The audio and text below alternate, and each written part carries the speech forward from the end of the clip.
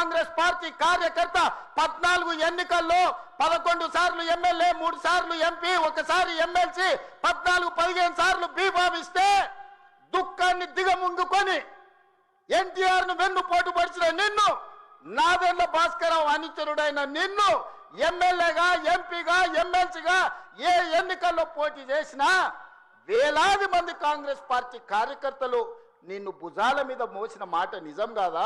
పల్లకిలో అసెంబ్లీకి పంపిన మాట నిజం కాదా? మిత్రులారా, 40 ఏళ్ళు నీ కోసం, నీ పదవి కోసం, నీ కుటుంబంలో జడ్పీటీసీ, ఎంపీపీ ఏ పదవి వచ్చినా నీ కుటుంబానికి ఇచ్చుకున్నా జగిత్యాల కాంగ్రెస్ పార్టీ కార్యకర్తలు మౌనంగా నీ కుటుంబానికి ఊడిగం చేసిన మాట నిజం కాదా?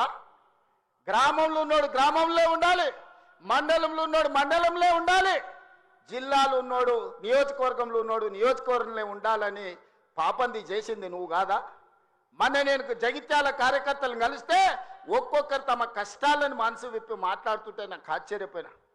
గాంధీ భవన్ చూసి ఒక నాయకుడు చాలా సంవత్సరాల తర్వాత మెట్రోలో పోతుంటే గాంధీ భవన్ కనిపిస్తే ఆనందంతో కన్నీళ్లు గారిని, ఆనంద బాష్పాలు గార్చిన, మెట్రోలో నన్ను ఇట్లా గాంధీ భవన్ చూసిన మా నాయకుడు ఎన్నడూ నన్ను గాంధీ భవన్కు తీసుకుపోలేదని చెప్తుంటే నాకు నిజంగా మనసులో కలుక్కుమన్నది.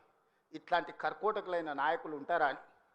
అలాంటి నాయకుని కూడా జగిత్యాల ప్రజలు 14 సార్లు బీమాఫీ ఇస్తే, ఎన్నో సార్లు ఓడిపోయినా వదలకుంటేనే ఆయన వెనకాల నిలబడి, ఆయన అండగా నిలబడి ఆయన భుజాల మీద మోస్తే, ఒక్క ఏడాది పదవి లేకపోతే మీ గుండెల మీద దాన్ని మిమ్మల్ని మోసం చేసి పారిపోతాడా అని నేను అడుగుతున్న మిత్రులారా.